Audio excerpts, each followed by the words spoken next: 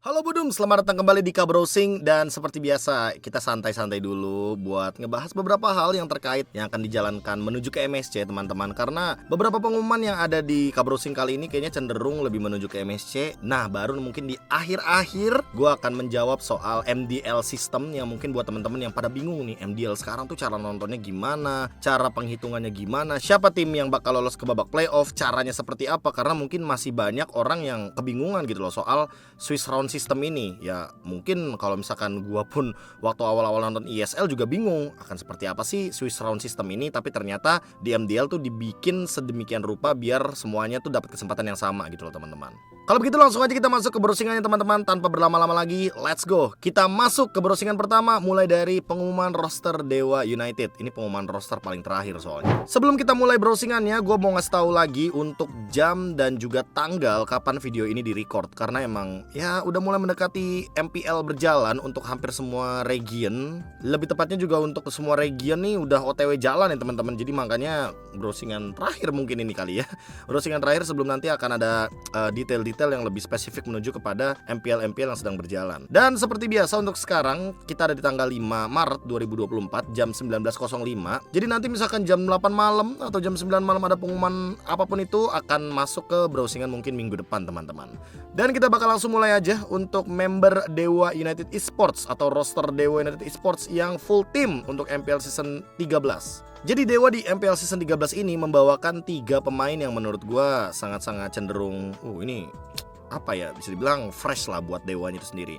Yang pertama ada Jesgar atau Gary yang sebagai jungler dari Bigetron sebelumnya. Lalu ada Kimura sebagai explainer, dia dari Aura sebelumnya. Dan Drian yang dibawakan oleh Dewa United Esports dari Onyx sebelumnya. Wah, ini The Last KG akhirnya join bareng sama Dewa.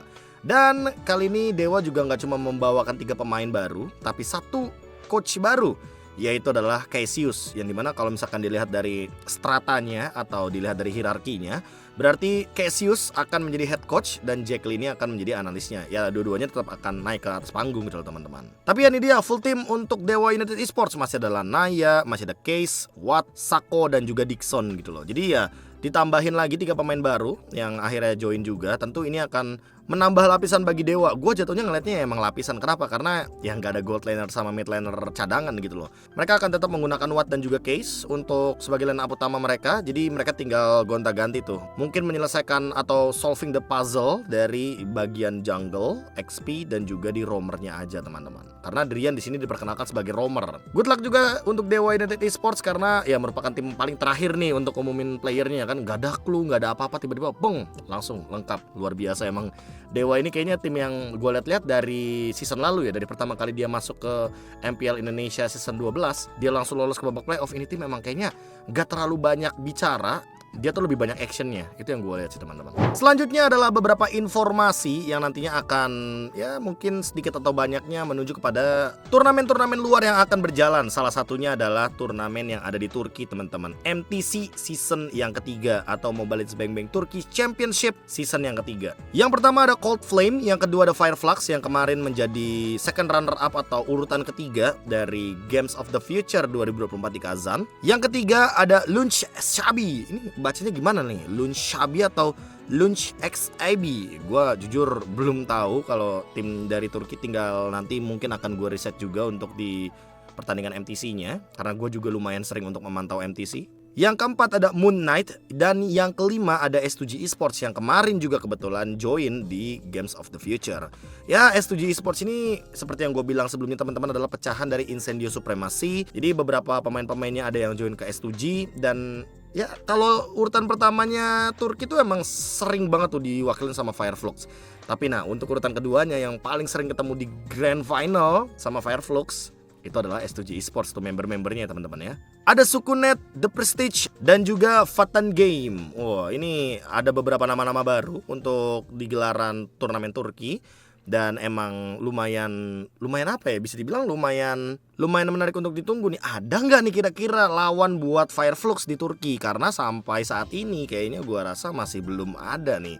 Gua harap nanti di mid season cup ya akan ada kejutan sedikit dari region Turki. Karena yang gue lihat-lihat emang Fireflux, mau Fireflux Impunity, mau itu Incendio Supremacy, ya intinya Rosa dan kawan-kawan ngebikin MTC ini jadi liga taninya mereka gitu loh. Ini makanya menurut gue masih belum ada tandingan lah ya untuk sampai saat ini. Tapi nggak tahu untuk MTC season yang ketiga, semoga akan ada perlawanan ketat. Karena bosen juga bro nonton Grand Final Turki 4-0 mulu kan. Lanjut ke region berikutnya, yaitu adalah region NSCT atau North America. Jadi seperti yang teman-teman tahu, kalau NSCT Spring akan diadakan juga di tahun 2024 kali ini, dan akan mencari satu perwakilan nantinya dari North America untuk menuju ke Mid-Season Cup juga. Ada Gaming Gladiator, ada Bloodthirst King, ada Devious Activity, ada The Night Horde, Area 77, Bloodhounds, Vin, dan juga Legacy. Dan buat teman-teman yang bingung, loh kenapa bang tim-tim tadi yang lolos? Nah ini kualifikasinya lumayan panjang teman-teman, sampai stage 3 loh kalau yang gue lihat di sini.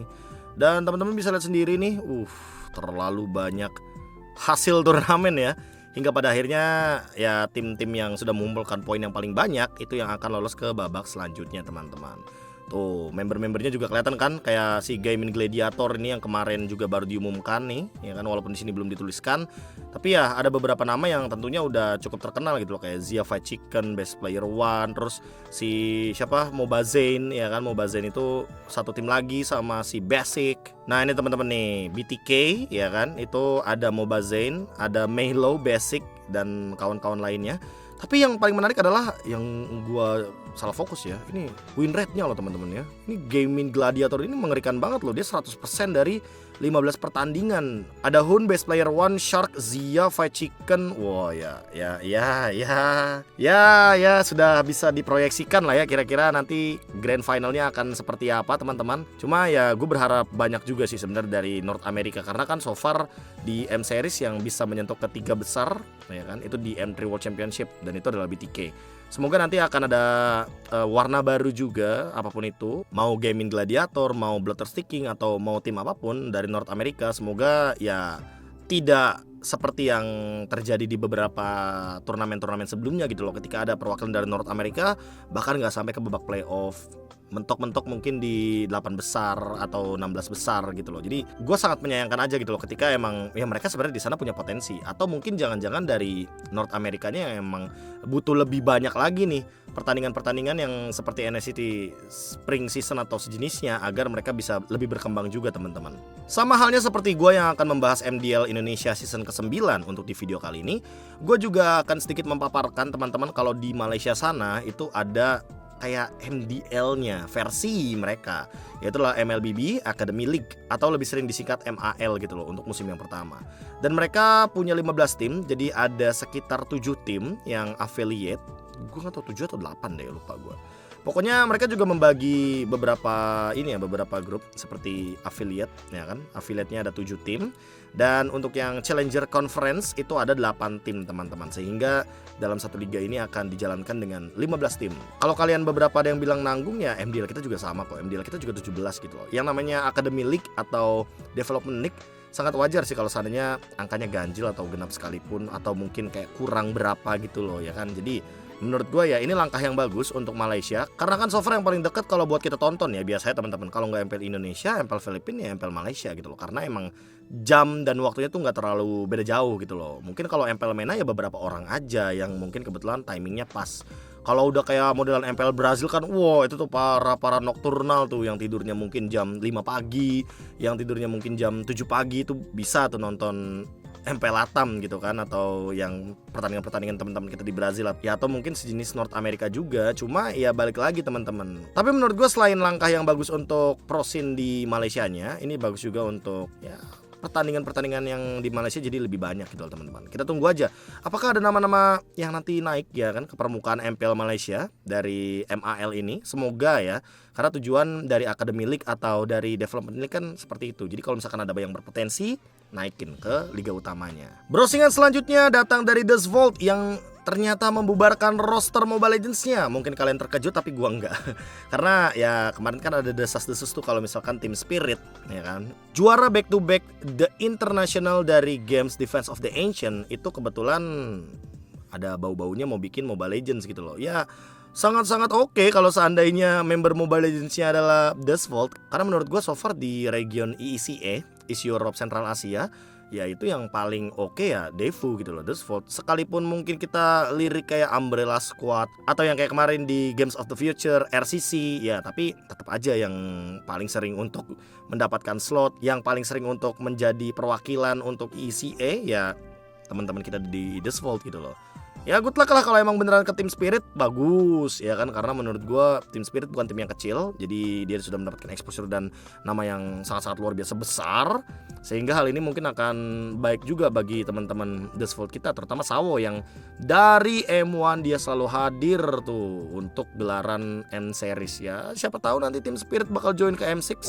Dan tibalah kita pada main course kita kali ini, yaitu adalah browsingan soal pembahasan MDL Indonesia season yang ke-9. Yang dimana mungkin teman-teman masih pada bingung juga gimana sih cara nontonnya bang, gimana sih cara menyaksikannya, siapa sih yang kira-kira bakal lolos ke babak playoff. Tapi gue bakal sedikit mempaparkan kalau di sini MDL season yang ke-9 memiliki 2 fase. Fase yang pertama itu adalah fase group stage. Jadi di fase group stage ini dari 4 grup A, B, C, D akan dicari 4 besarnya. Berarti kita ucapkan dulu congratulations untuk grup A, grup B, dan juga grup C. Karena mau bagaimanapun hasilnya mereka bertanding di grup ini ya kan, di group stage, ya mereka nggak bakal keluar dari pertandingan MDL. Tapi teman-teman, tapi ya harus ada tapinya. Kalau buat yang ada di grup D, itu satu tim yang akan ada di urutan kelima tidak akan lolos ke babak selanjutnya. Dan babak selanjutnya ini tidak akan gua sebut sebagai babak playoff. Karena teman-teman, kalau teman-teman mau lihat secara keseluruhan dari group stage, jadi teman-teman pada intinya format di group stage kali ini memang membagi 17 tim kepada 4 grup. Dan nantinya ketika ada satu tim di grup D yang berada di urutan yang kelima, mereka akan tereliminasi. Dan sisanya dari masing-masing grup, mau itu urutan 1, 2, 3, dan 4, akan lolos ke babak selanjutnya menuju ke Swiss Round. Tapi jangan senang dulu juga buat teman-teman yang mungkin berada di urutan bawah. Kenapa begitu? Karena kalau teman-teman lihat, ini kan week 1 sampai week 3 kan udah keluar nih jadwalnya. Ya teman-teman bisa lihat sendiri, ada yang dari grup A, ada yang dari grup B, ada yang dari grup C, dan juga ada yang dari grup D gitu loh. Jadi berbeda dengan MDL season lalu itu 2 grup ya kan. Nah, grup A dan grup B itu saling ketemu. Tapi kalau sekarang grup A ya udah ketemunya sama grup A aja, grup B ya ketemunya sama grup B aja, grup C ya ketemunya sama grup C aja, mainnya sama grup C aja, nggak bakal keluar. Grup D juga. Hal tersebut juga berlaku di grup D teman-teman. Makanya ini yang akan menjadi fokus gua. Dan sesuai dengan apa yang udah diumumkan oleh MDL-nya itu sendiri, bahwa Swiss system ini akan diambil berdasarkan urutan dari masing-masing group stage. Makanya gue bilang kalaupun mereka nanti akan bertanding ya secara tanda kutip tidak mengeluarkan strat sepenuhnya, mereka akan ada di urutan yang keempat. Let's say mereka akan ada di urutan yang keempat. Dan berarti di Swiss roundnya mereka akan ketemu sama urutan yang keempat juga teman-teman. Urutan pertama bakal ketemu sama urutan pertama, urutan kedua akan ketemu sama urutan kedua, urutan ketiga bakal ketemu sama urutan yang ketiga, dan urutan yang keempat akan ketemu sama urutan yang keempat di Swiss round system. Jadi pada intinya ya menurut gue ini MDL akan lebih fair, akan lebih adil teman-teman. Karena mereka mempertemukan tim-tim yang emang juara 1 ketemu juara 1, juara 4 ya ketemu juara 4 gitu loh. Jadi pada intinya ya juara 1 ketemu juara 1, cuma grupnya ini loh teman-teman, grupnya ini yang akan crossing. Juara 1 dari grup A akan ketemu sama juara 1 dari grup D, begitu juga dengan juara 2, juara 3, dan seterusnya sampai juara keempat. Jadi intinya yang connecting tuh grup A sama grup D, grup B sama grup C, dan akan seperti itu terus. Setelah itu, ya kan, setelah 16 tim dipertandingkan, nah ini kan ada 16 tim nih yang akan bertanding teman-teman, ya kan. Ini sekitaran di minggu yang keempat lah. Setelah mereka bertanding, mereka akan menuju ke fase ronde yang kedua. Jadi di ronde yang kedua ini, yang menang ketemu menang, yang kalah ketemu kalah. Jadi teman-teman bisa ada gambaran sedikit ya. Kalau seandainya teman-teman dari tim A nih, ya kan, di sini misalkan kalah, ya mereka akan berada di posisi low atau posisi kalah. Yang menang tetap akan ketemu sama yang menang, yang kalah ketemu sama yang kalah. Dipertandingkan lagi tuh di ronde yang kedua. Sampai selesai pertandingan di ronde yang kedua, mereka akan lanjut lagi ke ronde yang ketiga. Nah, di ronde yang ketiga ini akan ada sedikit pembedanya teman-teman. Tim yang tadinya menang ketemu menang, ya kan, kalau misalkan kalah, mereka akan ketemu sama yang menang di ronde kalah ketemu kalah ini. Jadi pada intinya gue akan bagi high dan low-nya dulu ya. Kalau high menang itu tetap akan ada di high. Tapi kalau misalkan high kalah itu ketemu di middle, dan low menang itu akan ketemu di middle. Tapi kalau low kalah akan ketemu di low juga. Dan bahayanya kalau misalkan udah kalah 2 kali adalah ketika kalah ketiga kalinya kita akan tereliminasi di ronde yang ketiga. Sementara di ronde yang ketiga kalau ada tim yang bener-bener win streak terus nih, ronde 1 menang, ronde 2 menang, ronde 3 juga menang, karena menang ketemu menang, habis itu ketemu lagi sama yang menang lagi. Yang menang di ronde ketiga ini 2 tim yang menang akan langsung lolos ke babak playoff teman-teman, secara otomatis. Yang ronde ketiga middle ini yang paling kentang bahasanya. Kenapa gue bilang middle ini yang paling kentang? Karena ketika menang di middle, ya kan, menang di middle nih, mereka akan ketemu sama yang kalah dari ronde yang ketiga. Jadi ronde ketiga kalau kalah dia bakal langsung ke sini nih teman-teman, dan masih akan tetap memiliki kesempatan untuk lolos ke babak playoff yang sama. Karena apa? Karena di babak ronde keempat untuk high, yang menang akan lolos ke babak playoff gitu loh. Sementara yang menang di low round tadi dan yang kalah di middle akan ketemu di round yang low ini teman-teman. Yang kalah akan tereliminasi, dan yang menang akan lanjut ke ronde yang kelima untuk ronde low, untuk round 4 yang low, dan untuk round 4 high yang kalah teman-teman. Pada intinya gampangnya gini, ketika berada di Swiss round, intinya tuh jangan kalah lebih dari 3 kali. Udah itu aja teman-teman. Kalau kita kalah lebih dari 3 kali, kita nggak bakal lolos ke babak playoff. Sementara kalau kita menang 3 kali in total, ya kan, kita bakal melaju ke babak selanjutnya, babak playoff. Kenapa di sini tulisannya ronde 5, round 22? Ya karena emang berarti tim yang ada di sini adalah tim yang menang 2 kali, kalah 2 kali. Kenapa tulisan round 4 di sini 21, yang di sini 1-2? Karena round 4 yang high ini khusus yang menang 2 kali dan kalah sekali. Sementara round 4 yang low ya yang menang sekali, kalahnya 2 kali gitu loh. Makanya di sini akan ada yang tereliminasi ketika kalah lagi, karena maksimal pokoknya cuma boleh menang 3 kali untuk lolos ke babak playoff, dan kalah pun cuma boleh 3 kali. Jadi mempersingkat waktu tapi memperdalam skema kompetitifnya dengan cara ya lu jadi nggak boleh kalah lebih dari 3 kali. Sementara kan kalau MDL sebelumnya kita sekitar 16 tim saling ketemu kan, grup A ketemu grup B ketemu grup A. Ya sementara ada tim yang emang menang terus, ya kan, menangnya sekitar kayak let's say karena timnya ada 16, dia harus ya 15 kali bermain lah. Menangnya jadi sekitar 10 kali, kalahnya cuma 5 kali. Tapi ada tim yang di bawah, menangnya cuma 2 kali, kalahnya 13 kali. Nah, di sini MDL yang gue lihat-lihat nih pakai sistem hukum rimba gitu loh. Lu kalau mau bertahan hidup di MDL, ya lu harus menang gitu loh. Lu mau playoff, lu menang nih 3 kali. Lu nggak mau lolos playoff, ya udah lu jangan menang lebih dari 3 kali. Lu kalah aja terus. Lu kalah 3 kali berturut-turut, bye-bye gitu loh. Lu menang sekali, kalah 3 kali, bye-bye. Nggak ngaruh. Pokoknya selama lu kalah 3 kali di babak Swiss round, ya lu tersingkirkan, tereliminasi. Lu menang 3 kali di babak Swiss round, silahkan ke babak playoff. Itu yang gue lihat dari MDL Indonesia season ke-9 kali ini. Dan gak cuma itu. Dan gue ingin berterima kasih gak cuma sama MDL teman-teman. Ya menurut gue MDL sudah menyajikan skenario kompetitif yang sangat menarik ya. Karena kita jadi ada tontonan sistem baru gitu loh, Swiss round, yang dimana kita harus ngelihat nih ya kan 16 tim yang nanti akan lolos. Kurang 4 lagi untuk dicari dari grup D. Kira-kira siapa nih yang bakal bertahan tuh untuk 3 kemenangan, dan siapa yang bakal kira-kira tereliminasi karena 3 kekalahan tersebut. Gak cuma terima kasih ke MDL, gue juga pengen terima kasih ke Liquipedia ya, karena sudah bekerja keras dengan sangat luar biasa untuk menyajikan gambaran format sistem yang lebih mudah untuk dimengerti, dan juga tema terbaru mereka, wih, Dark Team ya kan. Kali aja teman-teman bacanya pas lagi gelap. Gue suka banget nih kalau ada tema-tema kayak gini. Thank you loh Liquipedia, sangat-sangat eye friendly gue lihat ya, untuk yang apalagi yang buat pengguna kacamata seperti saya yang baru minusnya ya.